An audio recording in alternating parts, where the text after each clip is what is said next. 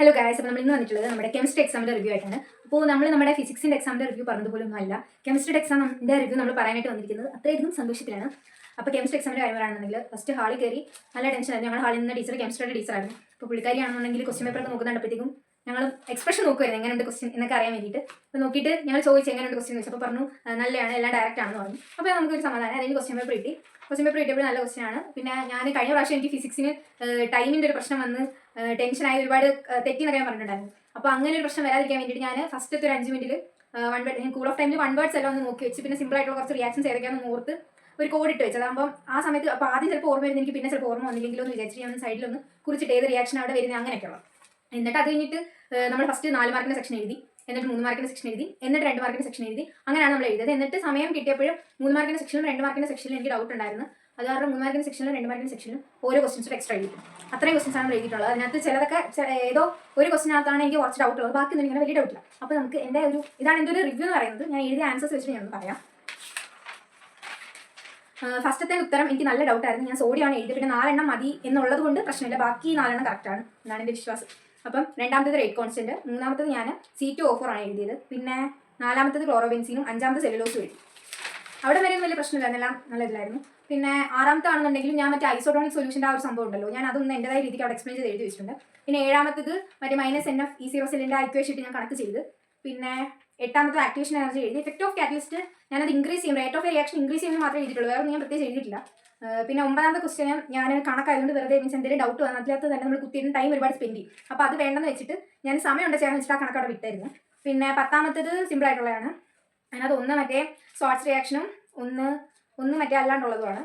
പിന്നെ SN1 SN2 ഞാൻ രാവിലെയും കൂടെ നോക്കിയിട്ട് പോയേ ഉള്ളൂ. SN1 SN2 ചോദിക്കുമെന്ന് എനിക്ക് നല്ല എൻ്റെ മനസ്സ് പറഞ്ഞതുകൊണ്ട് ഞാൻ നോക്കി. അതുപോലെ വേറെ ക്വസ്റ്റ്യൻ അത് ഇന്നലെ ഞാൻ അതിൻ്റെ മീൻസ് അതിനകത്ത് ബുക്കിനകത്ത് കുറേ സെൻറ്റൻസ് കാര്യങ്ങൾ തന്നിട്ടുണ്ട്. അതിൻ്റെ കെമിക്കൽ ഇക്വേഷൻ മാത്രം ഞാൻ പഠിച്ച് സെൻറ്റൻസ് ഞാൻ ജസ്റ്റ് ഒന്ന് വായിച്ച് വിട്ട്. പക്ഷേ എൻ്റെ മനസ്സ് പറഞ്ഞത് എന്തായാലും ചോദിക്കും, ഞാൻ പഠിക്കുന്നു പറഞ്ഞു. പക്ഷേ എനിക്ക് അത് ഒരുമാതിരി അങ്ങോട്ട് വായിച്ചിട്ടൊന്നും സെറ്റ് ആവാത്ത കാരണം ഞാനത് വേണ്ട പോട്ടേന്ന് വെച്ച് ഞാനത് കളഞ്ഞ വർഷത്തിന് എക്സാമിന് വന്നു കേട്ടോ. ഞാൻ ഏതാണെന്ന് പറയാം. എന്നിട്ട് 12-മത്തേത് ഫോസ്ജീനും 2-മത്തേത് എനിക്ക് ആദ്യം ഡൗട്ട് വന്നു. പിന്നെ ഞാൻ എൻ്റെ സ്ട്രക്ചർ വരച്ച് നോക്കിയപ്പോഴാണ് എനിക്ക് ഫ്രീഡോക്രാസ് ആൽക്കൈലേഷൻ നമ്മൾ എഴുതുവാണെന്നുണ്ടെങ്കിൽ അതിന് ഫസ്റ്റ് കിട്ടുന്ന പ്രോഡക്റ്റ് ഇതാണെന്ന് മനസ്സിലായി. അങ്ങനെ ഞാൻ ഫ്രീഡോക്രാസ് ആൽക്കൈലേഷൻ ആണ് അവിടെ എഴുതി വെച്ചിരുന്നത്. അത് ശരിയാണ്. പിന്നെ 13 എനിക്ക് ആ ഇക്വേഷൻ അറിയായിരുന്നു. ഞാൻ പിന്നെ എൻ്റെതായ സെൻറ്റൻസ് അത് എഴുതിയിട്ടുണ്ട്. പിന്നെ 14 എനിക്ക് ഫസ്റ്റ് ഡൗട്ട്. പിന്നെ ഐഡോഫോൺ ടെസ്റ്റാണ് ഞാൻ എഴുതിയത്. ഞാൻ ചെയ്ത് വന്നപ്പോൾ എന്തോ മിസ്റ്റേക്ക് വന്നിട്ടുണ്ടെന്ന് തോന്നുന്നു. ബാക്കി ഒരുവിധം അത് കുഴപ്പമില്ല എന്ന് വെക്കാം.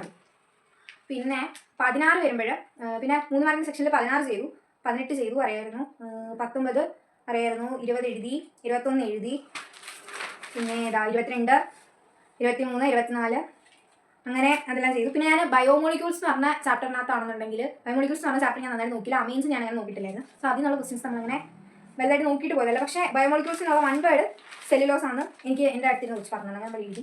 പിന്നെ ഈ പ്രോട്ടീൻ സംഭവം എനിക്ക് അവിടെ പറഞ്ഞു തന്നെ, ഞാനത് എഴുതി പ്രോട്ടീൻ. പിന്നെ 27-മത്തേത് ഹെൻറീസ് ലോ ആണ്, അതെല്ലാം ഞാൻ എഴുതി.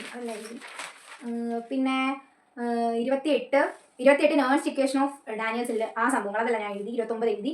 30 എഴുതി. 30-ൻ്റെ എൻ്റെ A എനിക്കില്ല.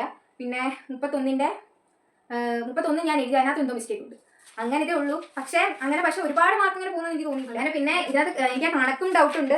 പിന്നെ ഞാൻ ചിലതിനൊക്കെ എന്ന് വെച്ച് കഴിഞ്ഞാൽ എൻ്റേതായിട്ടുള്ള രീതിയിൽ എഴുതിയിട്ടുണ്ട്. അപ്പം അതിലൊക്കെ എനിക്ക് കുറച്ച് ഡൗട്ട് ഉണ്ട്. അങ്ങനെ ആൻസർക്ക് വന്നാലേ കറക്റ്റായിട്ട് എത്ര മാർക്ക് പോകുമെന്ന് നമുക്ക് പറയാൻ പറ്റുള്ളൂ. ഇപ്പോൾ ഏകദേശം ഇതിൽ അത്യാവശ്യം നല്ല മാർക്ക് ഞാൻ എഴുതിയിട്ടുണ്ട്. കാരണം മിക്കത് മീൻസ് ഞാൻ സ്കിപ്പ് ചെയ്ത ചാപ്റ്റേഴ്സ് എന്ന് പറഞ്ഞു കഴിഞ്ഞാൽ ആ ചാപ്റ്റർ സ്കിപ്പ് ചെയ്ത് കഴിഞ്ഞാലും ഈ ഒരു ക്വസ്റ്റ്യൻ പേപ്പറിൽ കറക്റ്റ് മാർക്ക് നമുക്ക് എഴുതാൻ പറ്റുമായിരുന്നു. അതുകൊണ്ട് തന്നെ നല്ല എക്സാം ആയിരുന്നു. വേറെ സീനൊന്നും ഇല്ലായിരുന്നു. കണക്കാണെന്നുണ്ടെങ്കിൽ ചെയ്തപ്പോൾ എനിക്ക് കിട്ടി. മറ്റേ കണക്കാണ് എനിക്ക് ഒരുമാതിരി ഉണ്ടായിരുന്നത്, പക്ഷേ അത് കുഴപ്പമില്ല. അങ്ങനെ നമ്മൾ ഒരുവിധം നല്ലോണം തന്നെ പരീക്ഷിച്ചിരിക്കുന്നു. ഇതാണ് എൻ്റെ എക്സാം റിവ്യൂ. അപ്പോൾ നിങ്ങൾക്കൊക്കെ നമ്മുടെ കെമിസ്ട്രി എക്സാം എങ്ങനെ ഉണ്ടായിരുന്നുള്ളത് ഈ വീഡിയോയിൽ ഉറപ്പായും കമന്റ് ചെയ്യാം. അതുപോലെ തന്നെ നമുക്ക് മറ്റന്നാൾ ലാംഗ്വേജ് എക്സാം ആണ് വരുന്നത്. അതിന് പിന്നെ മാത്സിൻ്റെ എക്സാം ആണ് വരുന്നത്. അതിൻ്റെ പ്രിപ്പറേഷൻസും കാര്യങ്ങളും പ്ലാൻസ് ഒക്കെ എന്താണ് കാര്യങ്ങളെല്ലാം നിങ്ങൾ എന്തായാലും ഈ വീഡിയോയിൽ കമന്റ് ചെയ്യാം. അതുപോലെ ഈ വീഡിയോ ഇഷ്ടപ്പെടുകയാണെങ്കിൽ ലൈക്ക് ചെയ്യുക, ഷെയർ ചെയ്യുക, കമന്റ് ചെയ്യുക, സബ്സ്ക്രൈബ് ചെയ്യുക. ഇതുപോലുള്ള റിവ്യൂസും നമ്മളെ കറക്റ്റായിട്ടുള്ള ഒരു എക്സാമിൻ്റെ വിലയിരുത്തലുകൾക്കുമായിട്ട് ഈ ചാനൽ ഉറപ്പായിട്ട് സബ്സ്ക്രൈബ് ചെയ്യണം. അപ്പോൾ എല്ലാവർക്കും ഓക്കെ, ബൈ.